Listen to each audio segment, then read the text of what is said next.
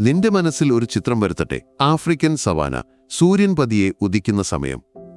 സ്വർണ്ണ നിറത്തിൽ തിളങ്ങുന്ന പുല്ലുകൾ കാറ്റിലാടുന്നു. ദൂരെ മരങ്ങളുടെ നിഴലുകൾ നീണ്ടുകിടക്കുന്നു. ഈ സൗന്ദര്യത്തിന്റെ ഇടയിൽ ജീവനും മരണവും എപ്പോഴും ഒരു നൃത്തം ചെയ്യുന്നു. ഇവിടെ ഒരു ചെറിയ ഇമ്പാലക്കുഞ്ഞ്, വെറും കുറച്ച് ആഴ്ചകൾ മാത്രം പ്രായമുള്ളത്, ഒറ്റയ്ക്കാണ്. അതിന്റെ നനുത്ത കാലുകൾ വിറയ്ക്കുന്നു. ഓടാൻ ശക്തിയില്ല. അമ്മ എവിടെയോ പോയിരിക്കുന്നു. സവാനയുടെ നിയമം ക്രൂരമാണ്, അല്ലേ? ദുർബലർക്ക് ഇവിടെ നിലനിൽപ്പ് ബുദ്ധിമുട്ടാണ്. പാർക്ക് റേഞ്ചർമാരായ ഏലിയാസും ലീനയും അവരുടെ മറഞ്ഞിരിക്കുന്ന വാഹനത്തിൽ നിന്ന് ഈ കാഴ്ച കാണുന്നു. അവർക്ക് ഒരു പരിചിതമായ വേദന തോന്നുന്നു. പ്രകൃതിയുടെ വഴിയാണിത്, പക്ഷെ അത് കാണുമ്പോൾ ഹൃദയം പിടയ്ക്കും, അല്ലേ? ലീന ദൂരദർശിനി കണ്ണിൽ വെച്ച് പറയുന്നു, പാവം കുഞ്ഞ്, ഇനി രക്ഷയില്ല. ഏലിയാസ് സ്റ്റിയറിംഗ് വീലിൽ മുറുകെ പിടിച്ചു മന്ത്രിക്കുന്നു.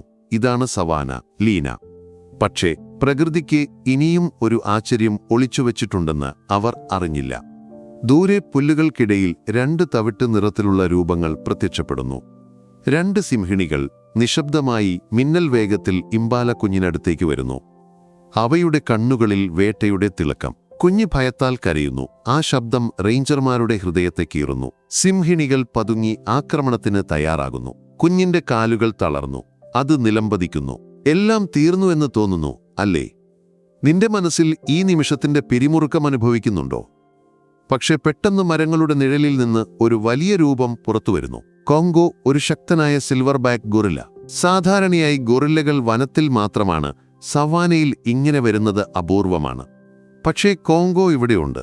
അവന്റെ കണ്ണുകളിൽ ഒരു വ്യത്യസ്തമായ ഭാവം. അവൻ സിംഹങ്ങളെപ്പോലെ ആക്രമിക്കുന്നില്ല. പകരം ശാന്തമായ, പക്ഷേ ഉറച്ച കാലടികളോടെ കുഞ്ഞിന്റെയും സിംഹിണികളുടെയും ഇടയിൽ നിൽക്കുന്നു. നിനക്ക് ഈ ദൃശ്യം ഊഹിക്കാൻ കഴിയുമോ? ഒരു വലിയ ഗൊറില്ല ഒരു ചെറിയ ഇമ്പാല കുഞ്ഞിനെ രക്ഷിക്കാൻ സിംഹങ്ങളെ എതിർക്കുന്നു. സിംഹിണികൾ ഒരു നിമിഷം ഞെട്ടുന്നു. അവയുടെ ശക്തമായ അലർച്ചകൾ സാധാരണയായി എല്ലാവരെയും ഓടിക്കും. പക്ഷെ കോങ്കോ ഭയപ്പെടുന്നില്ല. അവനൊരു ആഴമുള്ള ശബ്ദം പുറപ്പെടുവിക്കുന്നു. ആക്രമണമല്ല, പക്ഷേ ഒരു മുന്നറിയിപ്പ്. ഈ കുഞ്ഞിനെ നിനക്ക് കിട്ടില്ല എന്ന് പറയുന്നത് പോലെ. അവൻ ഒരു ചെറിയ ചുവടുവപ്പ് മുന്നോട്ട് വയ്ക്കുന്നു, സിംഹിണികളെ പിന്തിരിപ്പിക്കാൻ. ആശ്ചര്യകരമായി സിംഹിണികൾ പിന്മാറുന്നു. അവർക്ക് ഈ അപ്രതീക്ഷിത എതിരാളിയോട് പോരാടാൻ തോന്നുന്നില്ല. അവർ ഒരു ചെറിയ മുരൾച്ചയോടെ പുല്ലുകൾക്കിടയിലേക്ക് മറയുന്നു. ഏലിയാസും ലീനയും വായും പൊളിച്ച് നോക്കി നിൽക്കുന്നു.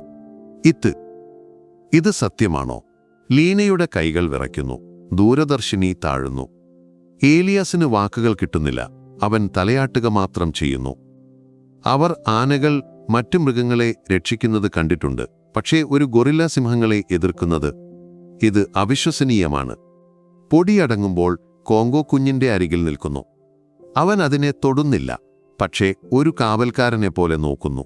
ഇമ്പാല കുഞ്ഞ് ഭയത്തോടെ എഴുന്നേൽക്കുന്നു, പക്ഷേ ഓടിപ്പോകുന്നില്ല. ഒരുപക്ഷേ അവന്റെ ശാന്തത അത് അറിഞ്ഞിരിക്കാം. റേഞ്ചർമാർ ദൂരെ നിന്ന് നോക്കുന്നു. ഇടപെടാൻ പറ്റില്ല. പക്ഷേ അവർക്ക് ഈ അത്ഭുതം നഷ്ടപ്പെടുത്താൻ തോന്നുന്നില്ല. മണിക്കൂറുകളോളം കോങ്കോ അവിടെയിരിക്കുന്നു. ചുറ്റും നോക്കുന്നു. ഒരു നിശബ്ദ വാഗ്ദാനം പോലെ. നിനക്കെന്താണ് തോന്നുന്നത്? ഒരു ഗൊറില്ലയ്ക്ക് ഇങ്ങനൊരു കുഞ്ഞിനോട് കരുണ തോന്നുമോ? ഈ കഥ നിന്റെ മനസ്സിൽ എന്ത് ചോദ്യങ്ങൾ ഉണർത്തുന്നു? ഏലിയാസ് ലീനയോട് പറയുന്നു, നമ്മളെല്ലാം അറിഞ്ഞെന്ന് വിചാരിക്കും, പക്ഷേ ഇതുപോലുള്ള നിമിഷങ്ങൾ നമ്മെ പഠിപ്പിക്കുന്നു, ഇനിയും ഒരുപാട് കാണാനുണ്ടെന്ന്. ലീനയും ചിന്തിക്കുന്നു, ഇതൊരു ബന്ധത്തിന്റെ കഥയാണ്, അല്ലേ? ശക്തർ എപ്പോഴും വേട്ടയാടണമെന്നില്ല.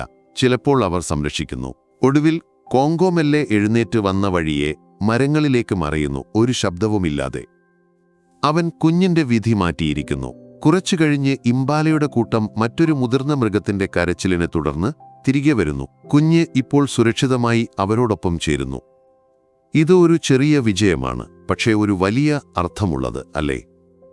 ഈ കഥ വെറുമൊരു വന്യജീവി കഥയല്ല. ഇത് ജീവന്റെ ഒരു ആഴമുള്ള പാഠമാണ്. കോങ്കോയുടെ പ്രവൃത്തി നമ്മെ പഠിപ്പിക്കുന്നു, അനുകമ്പയും കരുണയും മനുഷ്യർക്ക് മാത്രമുള്ളതല്ല. മൃഗങ്ങളിലും പ്രകൃതിയിലും അതുണ്ട്. ഈ നിമിഷം നമ്മെ ഓർമ്മിപ്പിക്കുന്നു, നമ്മൾ ഈ ഭൂമിയുടെ കാവൽക്കാർ കൂടിയാണ്. കോങ്കോയെപ്പോലുള്ള ജീവികൾ നമുക്ക് കാണിച്ചു തരുന്നത് ധൈര്യവും കരുണയും എന്താണെന്നാണ്. നിന്റെ ഹൃദയത്തിൽ ഈ കഥ എന്താണ് ഉണർത്തിയത്? നമുക്കൊരുമിച്ച് ചിന്തിക്കാം. ഈ ഭൂമിയെ, ഇതിലെ ജീവികളെ എങ്ങനെ സംരക്ഷിക്കാം? ഇതുപോലുള്ള കഥകൾ നിന്റെ മനസ്സിൽ ഒരു തീപ്പൊരി ജനിപ്പിക്കുന്നുണ്ടോ? നിനക്കിനിയും ഇത്തരം അത്ഭുതകരമായ മൃഗങ്ങളുടെ കഥകൾ കേൾക്കണോ? എങ്കിൽ ഏതൊക്കെ കഥകളാകാം എന്ന് പറയൂ. നമുക്കതിലേക്ക് ഒരുമിച്ച് യാത്ര ചെയ്യാം, ശരിയല്ലേ?